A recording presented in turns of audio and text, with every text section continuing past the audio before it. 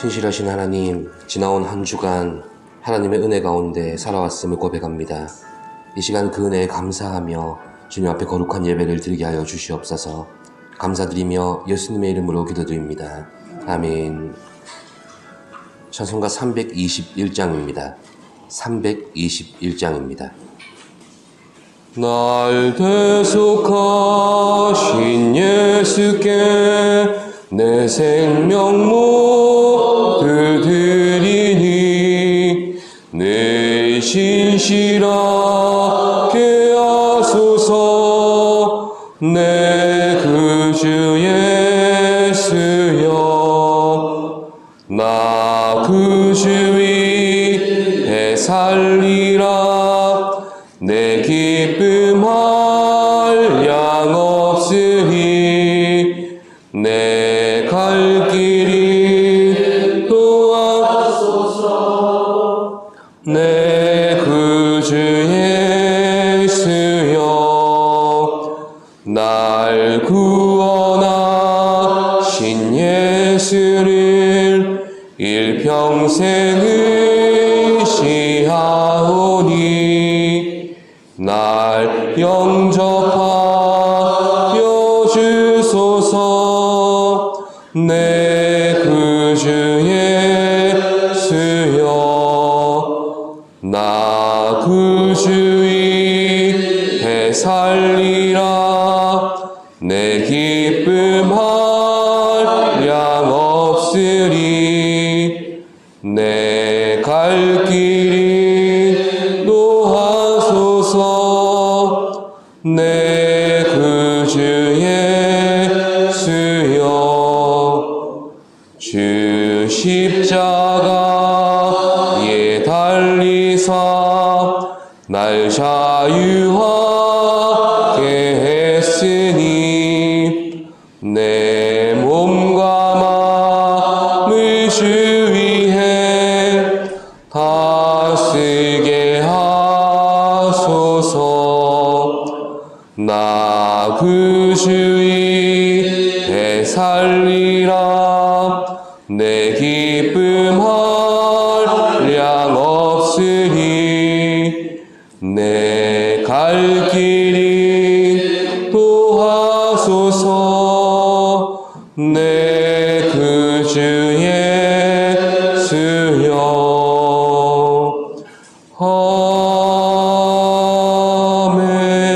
아멘.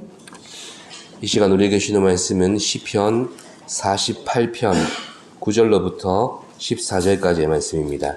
시편 48편 9절로부터 14절까지의 말씀, 구약 837쪽입니다. 교독하시겠습니다. 하나님이여, 우리가 주의 전 가운데에서 주의 인자하심을 생각하였나이다.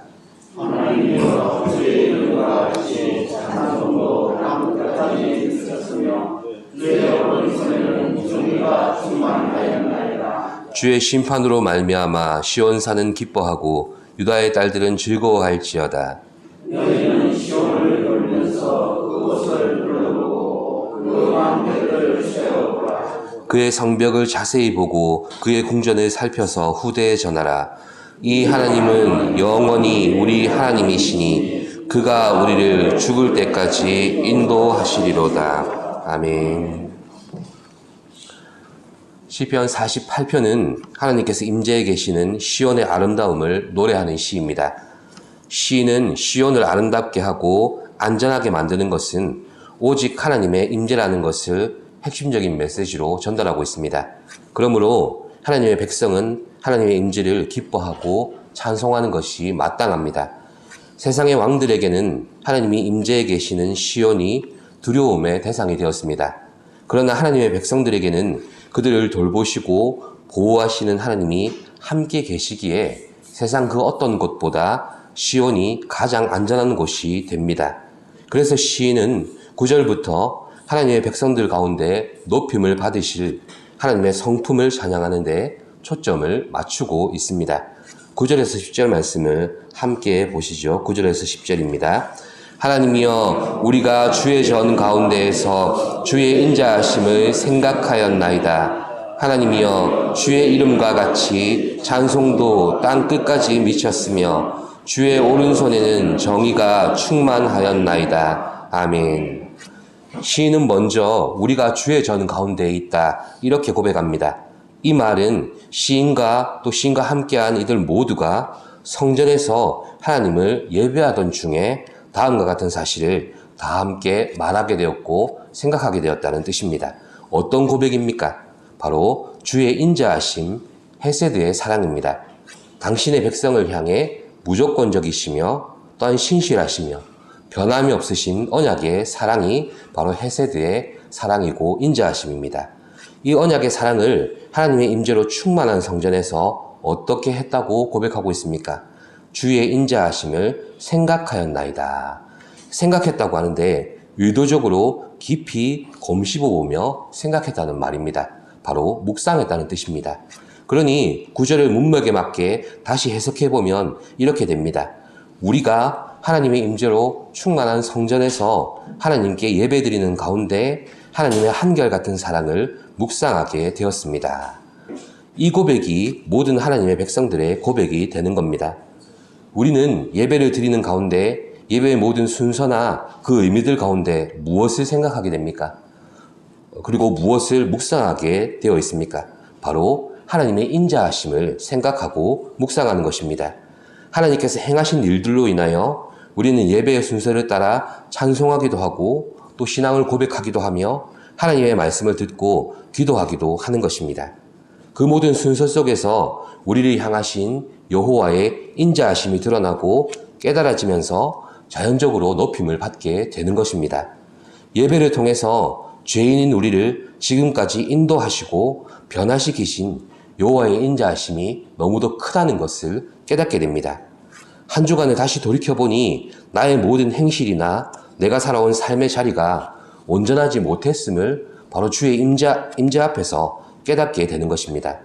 그렇게 깨닫게 된 나의 한계와 모든 허물 위에 주님의 인자하심은 어떻게 역사하십니까? 그 모든 것 위에 은혜와 긍휼을 베풀어 주셔서 다시 주의 길로 나아갈 수 있는 믿음까지 더하여 주시더라는 것입니다.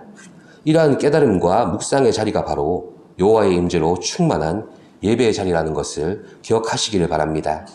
예배를 향한 사모함은 바로 주의 임재를 향한 갈급함에서 비롯됩니다. 하나님 앞에서 올바른 예배란 어떠한 것이겠습니까?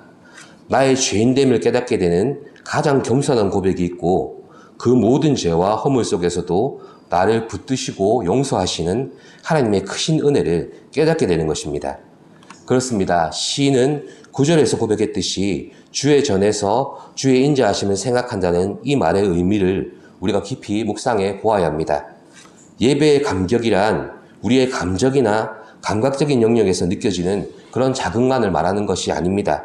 물론 찬양에 심취해서 기뻐 뛸 수도 있습니다. 감정의 요동에서 눈물이 솟구칠 수도 있습니다. 노트에 남길 수 있는 몇 줄의 지식으로도 우리에게 감격이란 주어집니다. 하지만 정말 중요한 것은 여호와의 임재 안에서 내가 나를 보던 시각이 하나님께서 나를 보시는 시각으로 전환될 때 그때 깨달아지는 감격인 것입니다. 하나님께서 나를 어떻게 아시고 하나님께서 나를 어떻게 보시며 하나님께서 그런 나를 어떻게 여기시는지가 깨달아질 때 그것은 세상의 어떤 것으로도 비교할 수 없는 예배의 감격이 되는 것입니다. 그제서야 우리는 주의 인자하심을 고백하게 됩니다.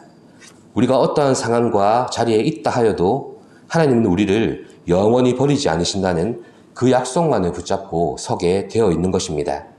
그래서 10절에서 주의 이름과 찬송이 땅끝까지 미쳤다고 시인은 고백하지 않습니까? 여기서 주의 이름은 주의 성품이나 주의 행하신 일들과 같은 뜻으로 쓰였습니다.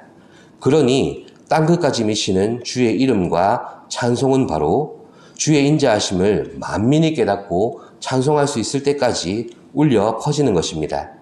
이것이 우리가 주의 인자하심을 묵상하며 예배드리는 이유가 됩니다.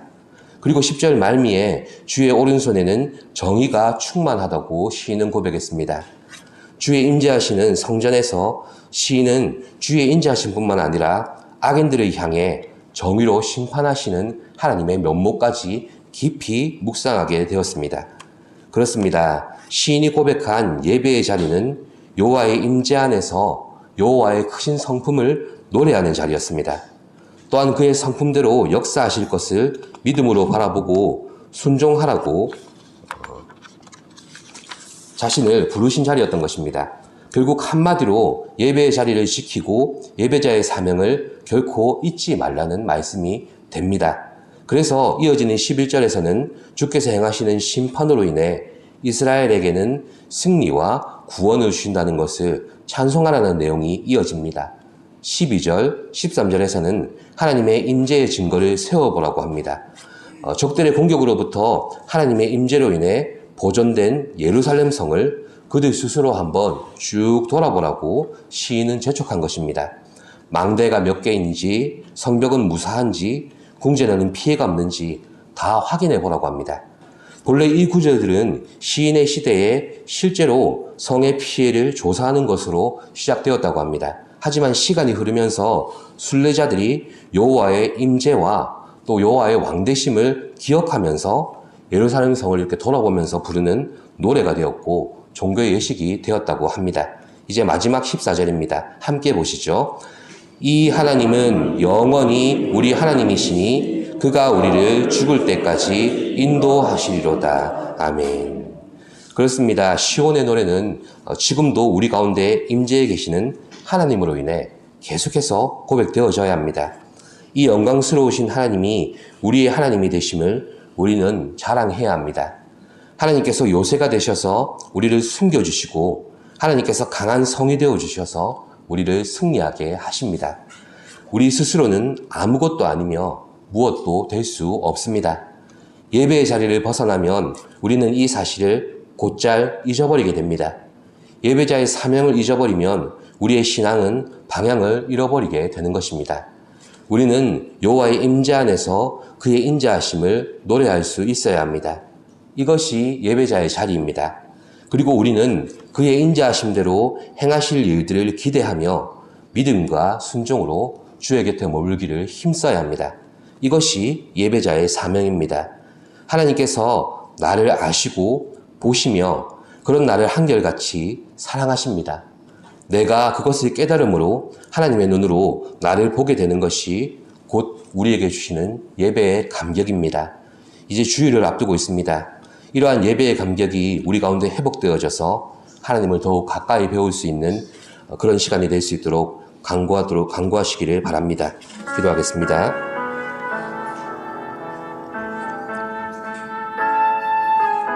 살아계신 하나님, 하나님께서 임재해 계시는 거룩한 성 시온성을 바라보면서 우리가 감사의 노래로 늘 주님을 예배하게 하여 주시옵소서. 또한 우리의 삶 가운데서 우리를 성전 삼으셔서 임하여 계시는 성령님으로 인하여 하나님을 기뻐하는 찬송이 끊이지 않는 예배자의 삶을 살 수 있도록 인도하여 주시옵소서. 감사드리며 예수님의 이름으로 기도드립니다. 아멘.